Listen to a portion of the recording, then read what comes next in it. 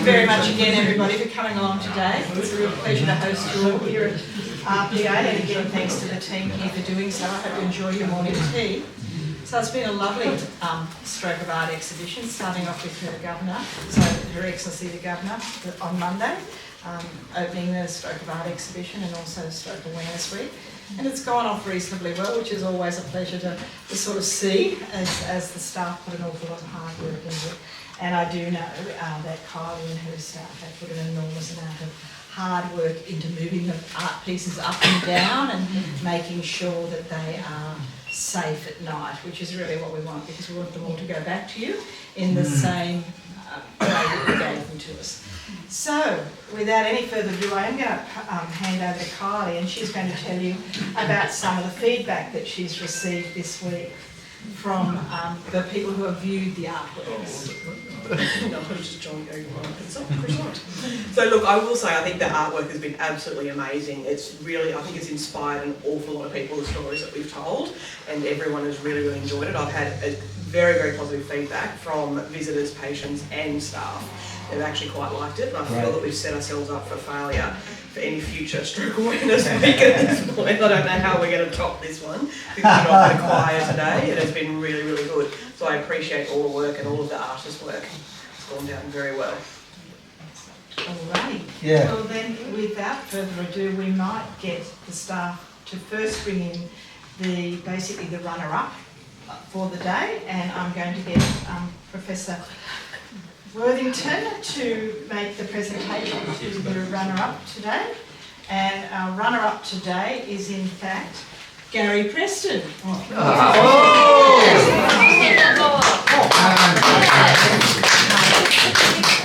Gary, that is wonderful.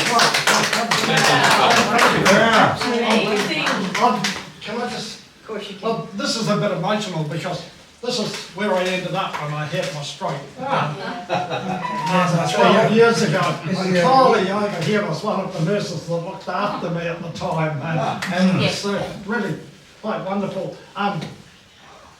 Just the point about it, I lost the feeling in the fingers in the hands, and my hand was stuck like that after I had my stroke. And through lots of exercise, and I got the hand moving again, but Well done. we were, and part of it was a year after my stroke we went to Europe. In fact, we were going to go 3 days after I had my stroke, and it didn't happen, but we went a year later. And I loved the churches and the Gothic architecture, and I said to her, well, I'm going to try art.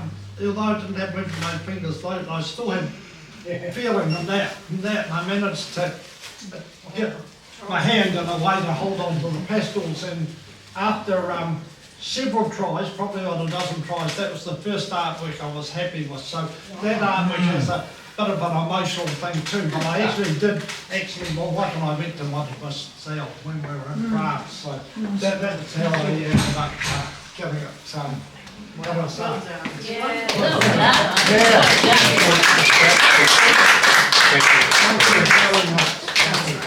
And I must say, the staff at RPA when I was here 12 years ago were wonderful, and I'm sure you still are.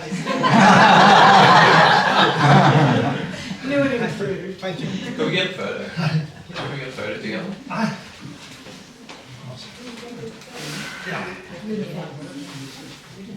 Can we tilt that down, please? Yep, perfect. Thank you. Can we get a photo of Kylie in it as well? Kylie, come hold you. I can't. She's trying to get a lot. I remember she was one of the nurses that took care of me while I was here. lovely. Just tilt that down. Yeah, great. This is fantastic. Great.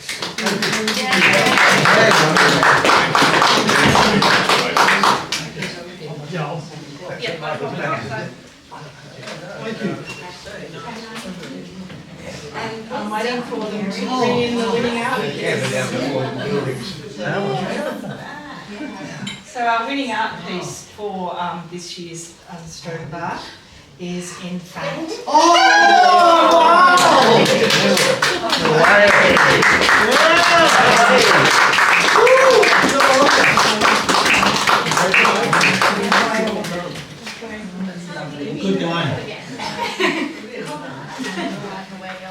thought my head was in the air. Very nice.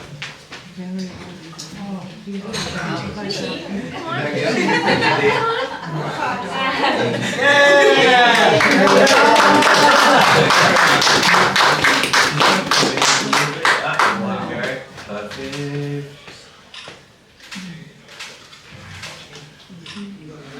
Fantastic.